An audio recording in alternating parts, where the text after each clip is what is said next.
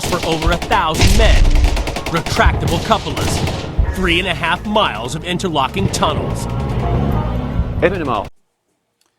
Alright, welcome back to the Hilltop Pillbox here in Abbotsford, British Columbia, Canada.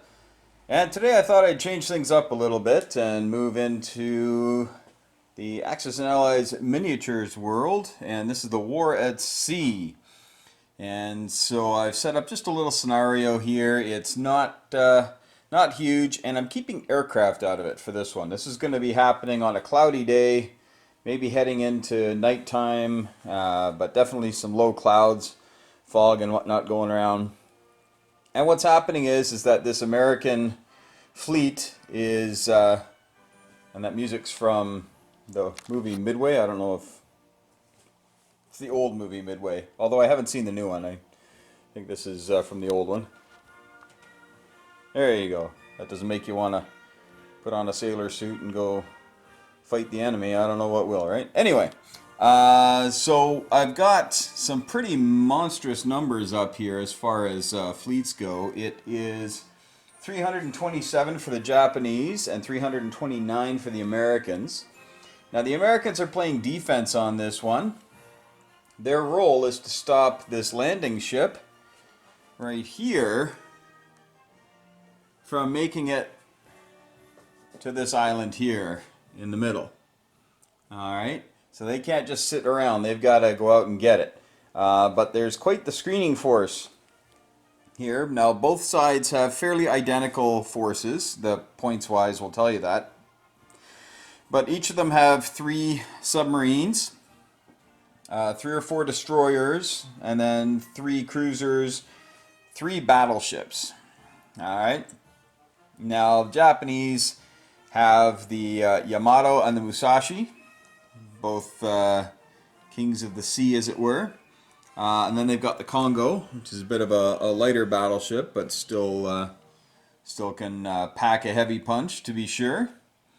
And both sides have some very good anti-sub warfare capabilities. The submarines can't just zip around and mess things up. Over here, the Americans have, at the center, they have the Missouri, which is the most expensive battleship in my arsenal. 3 points more than the Yamato, actually. Then we got the Tennessee. It's a bit of an older one over here.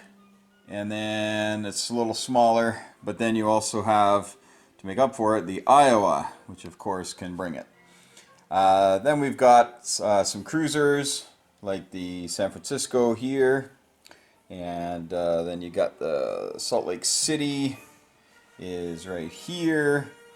Montpellier is over here. You got the Cleveland. All these. Or did I bring the Cleveland? I didn't bring the Cleveland today. I brought the Baltimore and the Boise. And then some Archerfish, of course. And on the far side, oh, I did bring the Cleveland. There's the Cleveland over there. A little love for the Cleveland. I like that boat. The other thing I've added into this, besides the trying to get the ship to the island, is 3 objectives. Now, typically, what the game is it's a square-based game. So there's a number of squares that each ship can travel. Most of them are 2, some subs are 1, some ships can dart out 3. And the idea is to go get these objectives, and they're a certain point value, and then the ships are worth point values. And the idea is once you have sunk at least half the fleet of your enemy, the game ends that round, and then you add up your points of things you've sunk, plus you get points for the objectives. Now each objective in this game here, we're going to make each objective worth 15 points. Okay, because these are pretty heavy fleets. Not too many of the ships are below 15, and if they are, very barely below 15. Most of them are up in the 40s to 70s. So we're going to make them each worth 15, so that's 45 points. So you could ignore them and go sink a battleship and get all those points back and then some. But we're also going to make this landing ship for the Japanese. We're going to make this thing here, if they make it to the island, that's going to be worth 50 points. And so essentially what the landing ship has to do is the landing ship has to touch this rock. And when they do that, that's going to be worth 50 points, and then the game will end at that point, and we'll see, after the smoke clears, who has more points. So the ship could get there, and the Americans could still win, because if they've destroyed enough of the Japanese fleet that it can't support the ships, the troops that they just landed, well, it's kind of one of those Pyrrhic victories, right? Where if we have any more of those victories, we'll lose the war. Yeah. Over here, we have smoke screens. Each side has one ship that can lay smoke. Typically, like I said before, it's a square-based game, so you would set the smoke, you know, in the square on the map, and then that square, there's smoke.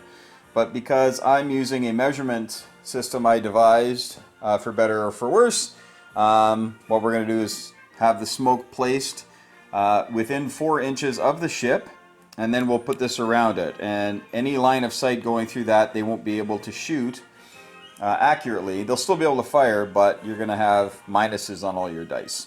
Okay, and there's 3 of those just in case both ships want to fire at the same time. Really only need 2, but there you have it. We got 3. So hopefully this goes well. Again, this is, you know, it's a race. It's a race to the middle. But if the Americans sink this, well, then the Japanese are missing out on 50 points they could be getting. And if the Americans can scoop a couple of these objectives, that'll be tough for the Japanese to come back on. So we'll see what happens here. We'll let you know what happens. Round 1 of Axis and Allies, War at Sea.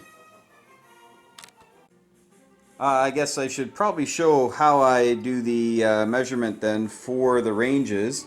As you look here, you see there's a range of 0, 1, 2, and 3. I tell you, you just want to get at that war.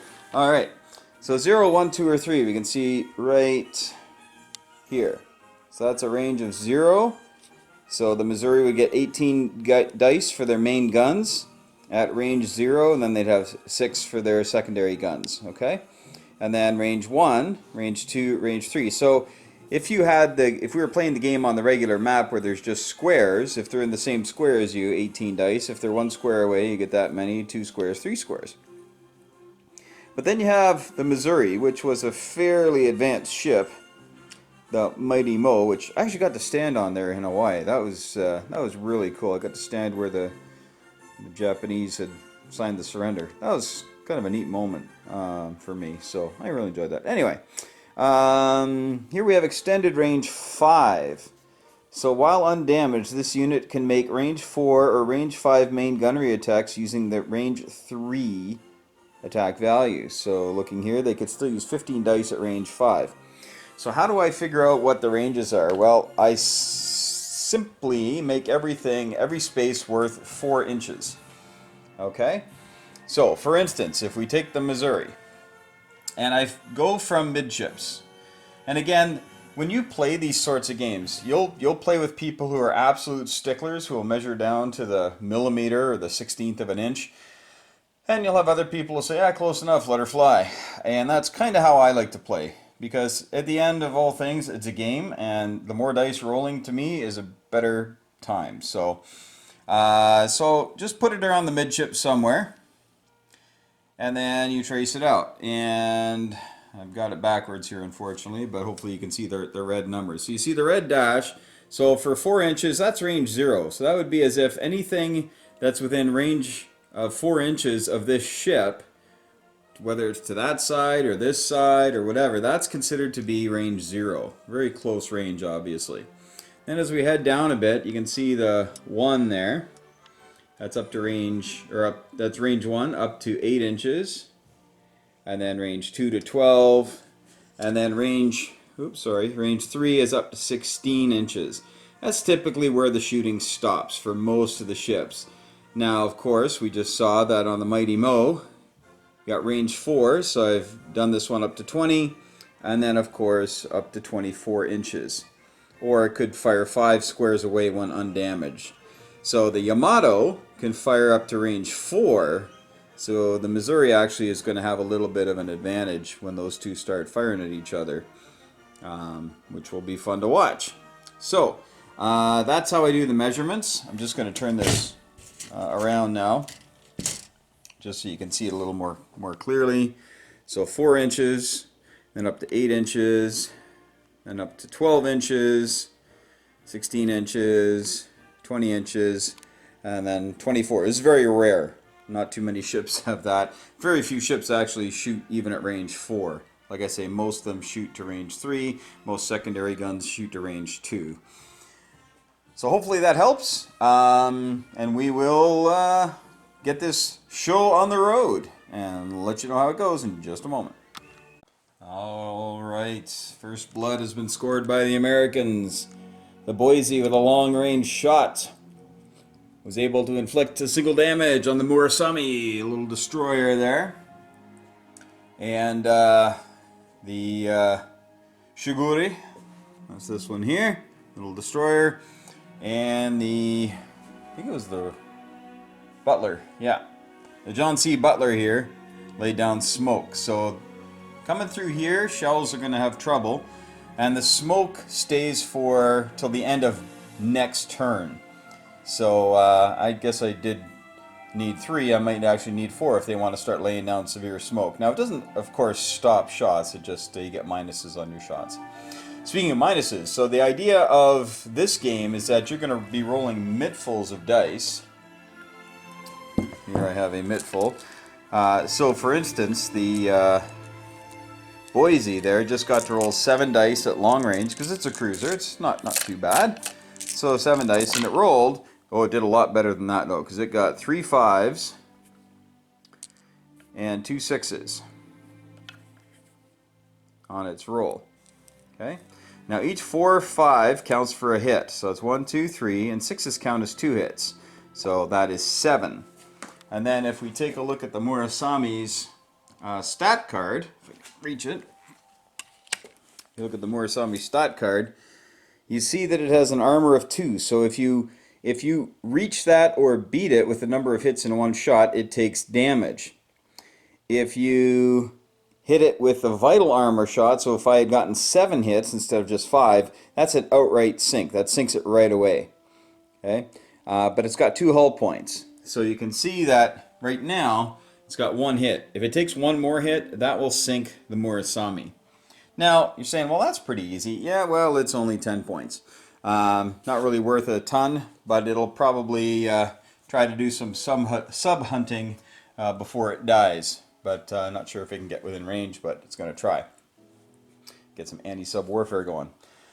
All right, but the first round, that was the only shot that got fired. Everybody else is either out of range or obscured by smoke, which is to the Americans' advantage. One little change I made on this is that I made the landing ship can only move at a speed of 1 instead of 2. Because if it could move 2, then in 3 turns it'll be at the island. And that just wouldn't be very fun. So we're going to have it go, and it needs to move at a speed of 1. And I kind of measured it out, and that's about 7 rounds, which is how long the game is typically supposed to be. At 7 rounds, you're supposed to kind of stop, take a look around, see what it looks like. If you haven't destroyed half, that's when you can call it quits. Bit of a house rule for us, in case if everybody's rolling so poorly and nobody's getting any hits, then sometimes we just reset and start over. But that's pretty much it. Everybody moved their maximum. Even the good old Tennessee over here. The Tennessee is an older boat, so what it does is it's a slow boat. So you got to roll, and if you roll a 1 or a 2, it can only move at a speed of 1 this turn. But it rolled a 4, so it can come flying up with all of its sister ships. Alright, well, next turn there's going to be some shells flying, that's for sure. And we'll see what's what. See if the Yamato and the Musashi can start launching Volkswagens at everybody. We'll see what happens on round 2. Oh, that was a pretty devastating turn for both sides. Americans lost a little bit more than the Japanese did, but the Americans certainly have more strength heading down one of the sides. So they lost 3 boats. They lost the Cleveland to 2 sub shots, and subs deal out, well, not subs, pardon me, torpedo shots. and they deal out 2 damage each, so it got clobbered in the first round there. The Montpellier got a caught a very large shell from the Yamato and the Congo, so that's not so good. And the Archerfish was taken by some nice anti-sub warfare work by these Japanese destroyers. Also got a couple of hits here. This is the Salt Lake City, I believe. San Francisco escaped unscathed. The Butler threw down some more smoke, but it threw down after the Missouri took a shot and could use its long-range attack, but then it got hit through the smoke by the Congo, I believe. Took a shot and hit it through the smoke. So now this smoke here is going to be gone this turn, but the other smoke will stay. And so this will be an interesting tactical maneuver. Depending on who goes first, we'll roll for initiative. And whoever goes first will decide what they want to do with this stuff here. Oh, this smoke is gone too, because that's from last turn. So that'll be interesting to see. If you go first, you get to lay smoke, which is nice. But if you go second, you get to react to the other person's moves. So objectives. Just a little note about the objectives here. If you come and grab an objective with a ship, that's fine. The ship must survive in order to claim those points. If the ship is sunk, the objective goes down with the ship, so to speak. Actually, it sits there. And then the next ship to come by to pick it up will get those 15 points.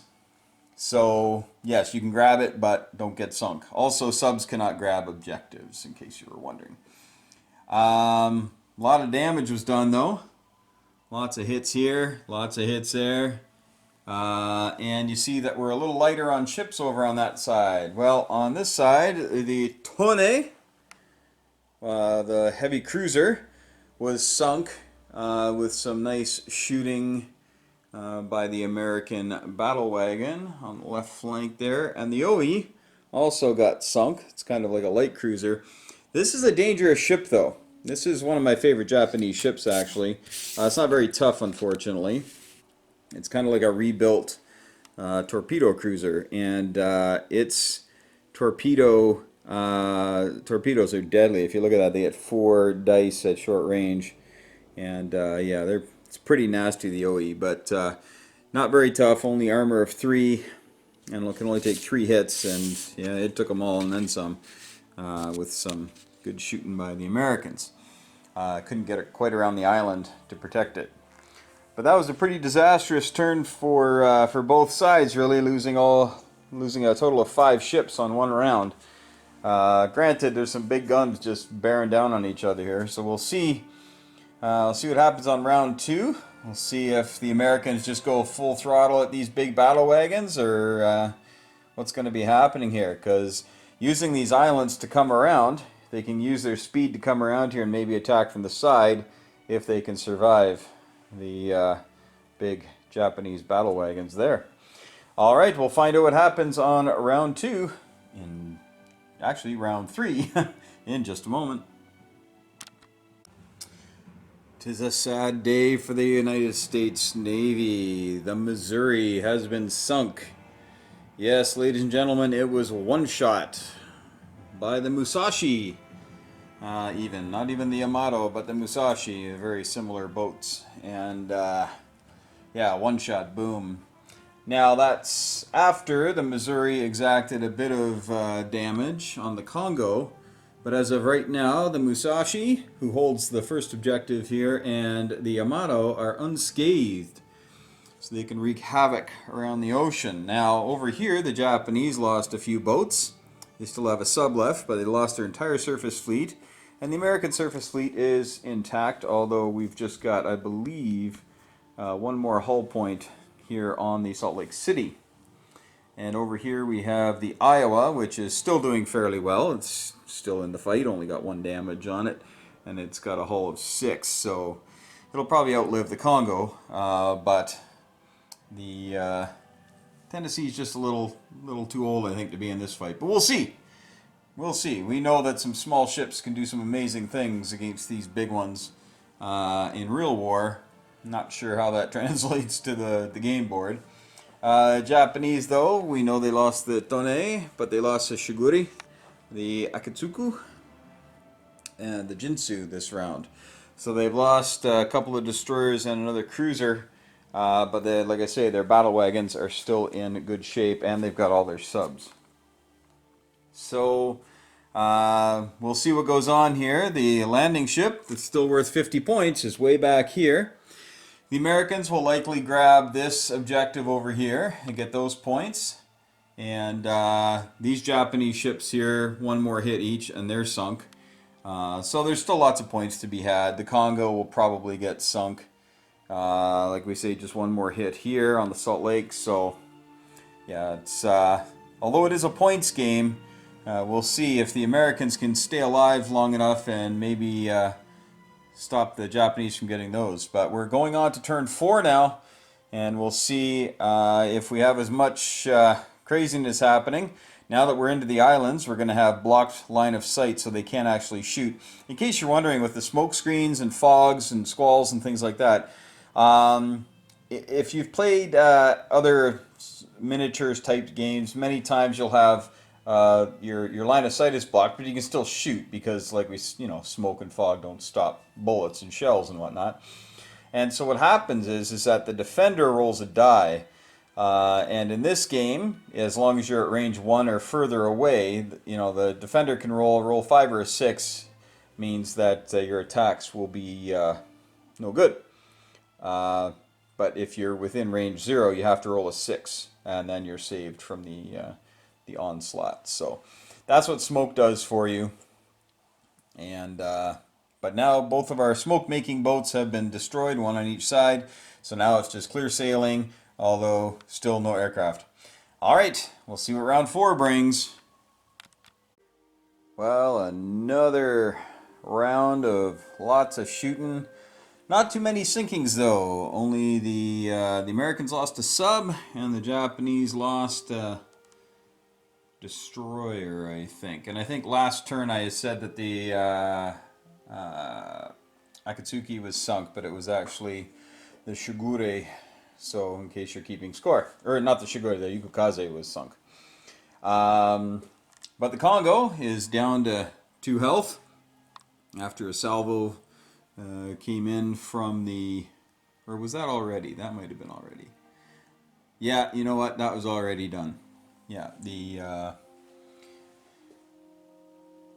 Tennessee sank one of the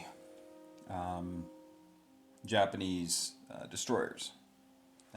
So just to even up things a little bit on the score sheet, because damages don't really count for much, but if you can sink something, then that's worth something. So it's kind of a bird in the hand. So if you sink something worth 10 points, that's better than doling out 2 or 3 damage on something that doesn't get sunk. But that was a pretty good turn, and the Americans definitely have more guns blazing, but they've decided to kind of split their forces, except for the Tennessee in the middle. So the Americans are going to have to scooch around really quickly here, try to get this landing ship worth essentially, it's a 50-point ship, so plus the 5 points that it's actually worth. So that's the end of that round. Moving on now to turn 5, I believe, and so that means 3 more turns left. That's about how far it is for this ship to get to dock. So I don't know if it's going to survive this round. It'll depend if the Tennessee can shoot straight. All right, we'll let you know in just a moment, and we'll see if the Congo can survive. Well, the sea is just a little bit freer of big ships. As you can see, the Japanese still got their 2 big battle wagons there, but the Congo is gone, thanks to a salvo from the Boise, which is also gone. And yeah, lots of stuff happening here.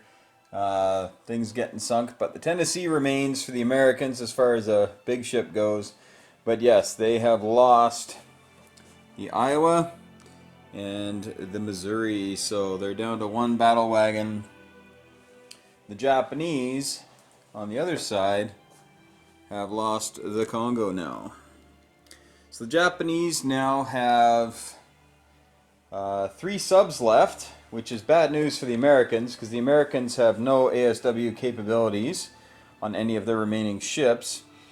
Their submarine does have the submerged shot, which means it can take a shot at subs within one of it. But that's it for the Americans for anti-sub warfare.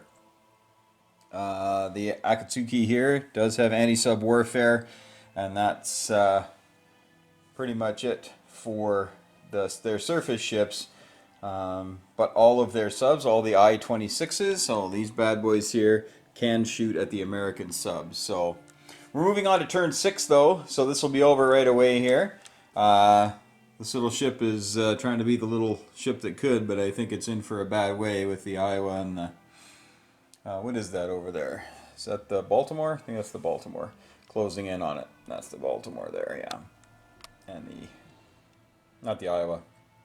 The Tennessee. I don't know why I said Iowa. Alright. The Iowa is no more. Maybe that's why I said it. Poor thing. Yeah, and it got kind of one shot. Got scorched by the Yamato. Now, everything in each phase is simultaneous. So you do your ASW and your gunnery attacks all from your ships. All the surface ships shoot. They shoot everything they can shoot. And then the subs. So if things survive the gunnery attack phase and then you go into your sub phase, they can, the subs can shoot. But if the subs are sunk in the other phase, they're obviously not around in the next phase. So although the ships shooting at each other, everything is considered simultaneous, that the big shells are passing each other in the air. And so that's a small measure of revenge for getting one shot and killed. They did plant one more damage onto the Yamato, but the Musashi remains untainted, and there are now 2 objectives. The Americans, of course, lost the objective over here when the Boise was sunk, so the Baltimore is going to have to try to pick that up and not get sunk. Alright, on to round 6, folks. We'll let you know how it goes.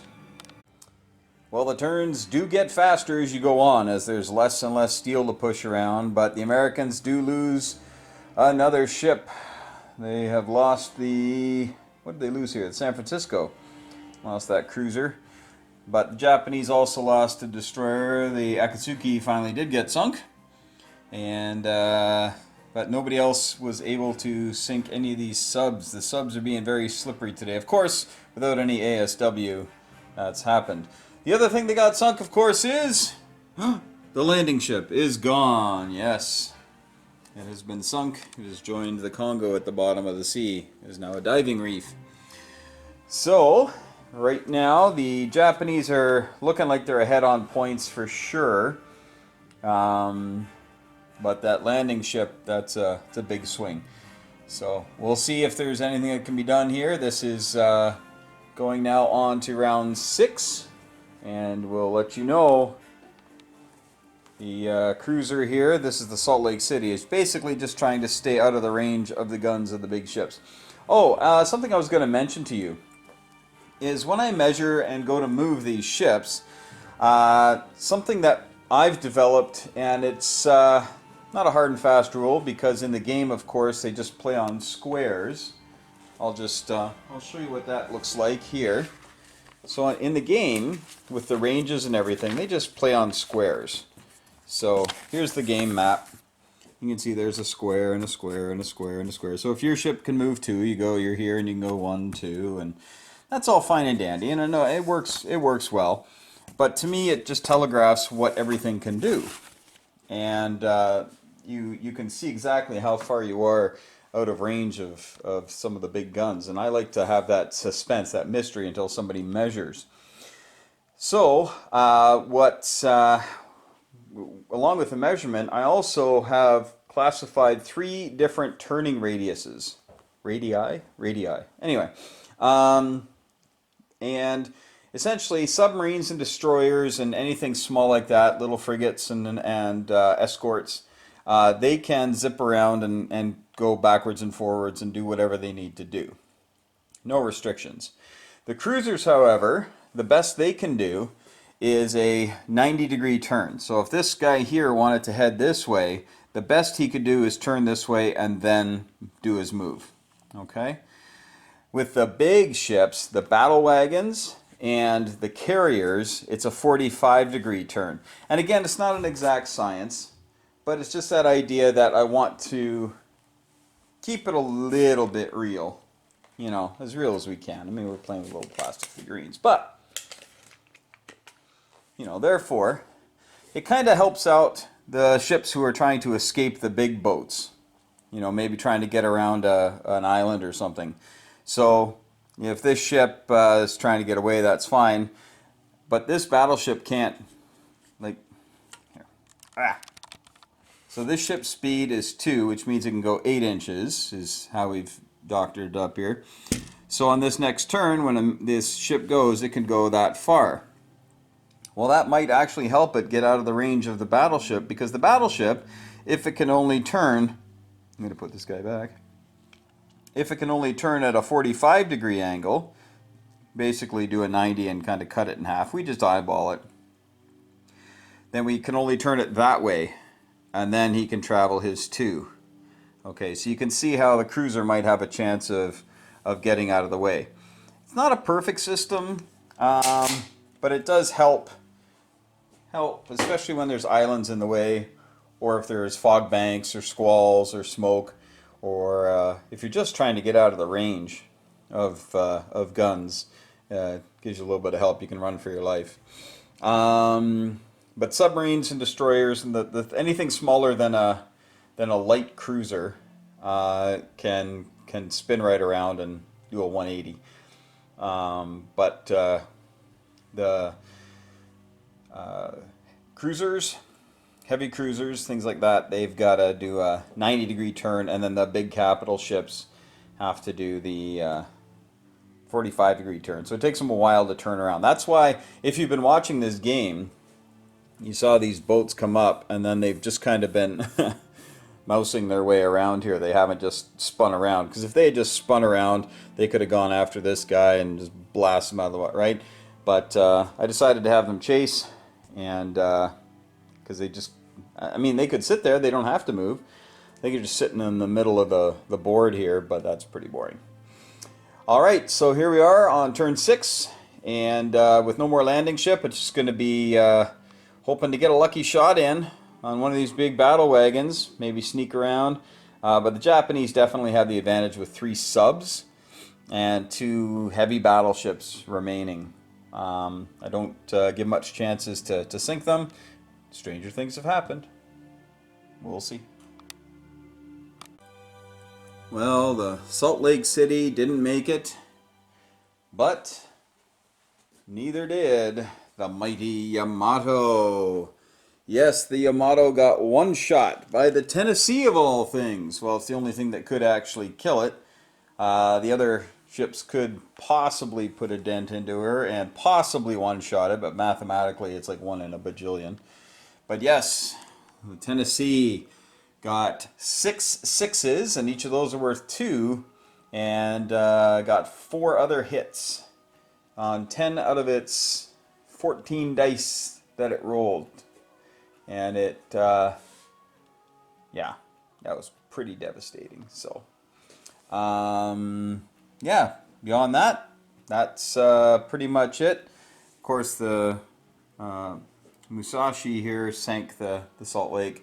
All the subs missed. Oh, no, they didn't. No, they didn't. No, they didn't. The Archerfish sank one of the I-19s, or I-26, pardon me. Sorry, I usually use I-19s because they're cheap, but I-26. There we go. So we're down to the round 7 here. So the Japanese lost 70 plus the objective, and each ship can only hold 1 objective, and the Japanese are down to 1 surface ship here. So I don't think any of the other ships can collect this objective or the other ones. So I think the Americans are just going to try to stay alive this round. We'll see if Japan can sink any more of the fleet. We'll let you know. Well, the Imperial Japanese Navy would not be denied. They alone rule the seas, and the American Navy has had to run away for the day. But the mission was accomplished at a heavy, heavy cost, of course. The only surviving surface ship is the Baltimore, and it's turning tail and running.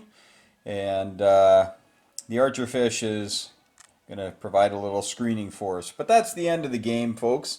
The Japanese, just on the strength of having a 66-point battleship, even though it does have 3 damage on her, win the day. They have that plus a 16-point I-26. So these 2 ships here are 82 points, and then the objective worth 15, and that puts it up to 97. The Americans have an 18-point cruiser and a 15-point submarine for 33, and even if you give them the 50 points for denying the Japanese their landing, that's 83, which is still shy of what the Japanese have remaining. But that was a very, very interesting game. It was very quick because, well, we had 3 battleships. We had the Iowa, and we had the Missouri, and the Yamato all get one-shotted. That's where you hit, I've described it before, but I'll just say it again just for your viewing pleasure here. When you roll the dice, 4s, 5s, and 6s are hits, 6s count for 2, and if you match the armor, so on the Iowa it's 9, or higher, you score a hit. And after you do that 6 times, for the hull points, you sink the boat. But if you get lucky enough to get 15 with 1 hit or more, then it's an insta-kill. It just sinks it outright. It's one of those things where you, it's called vital armor here, but it's kind of like with the Hood, right? When the Bismarck sank the Hood with 1 shot. And I think the Arizona as well. I think that was one. I'm sorry, I don't remember, but I know that it was pretty devastating explosion that happened. I believe from one armor-piercing bomb that came through. And so, yeah, getting 1 shot is a possibility in this game. Happens to the little ships quite a bit, especially when these big bruisers are around. But to happen to a battleship is pretty rare. I had 5, 6 battleships in this game. The Tennessee's pretty old, but she did okay. And they all, 3 of them got 1 shot. So half of the battleships got 1 shot.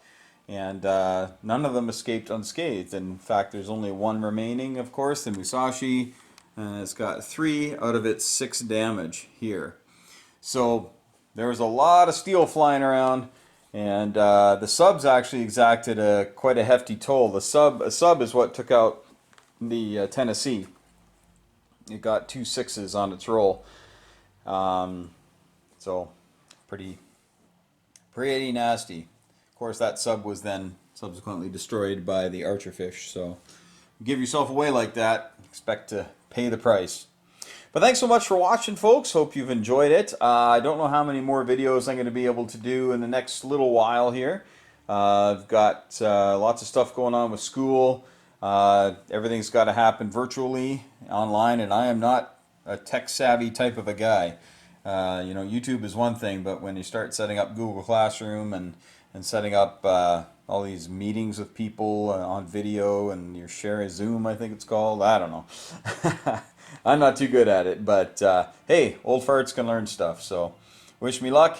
And hey, as always, thank your friends for playing games, whatever they happen to be, and just have a great time. Enjoy yourself. Stay safe out there if things are still happening with the coronavirus, and just do your best to stay safe. Keep your family and friends in your prayers and in touch. And as always, folks, may those dice be with you.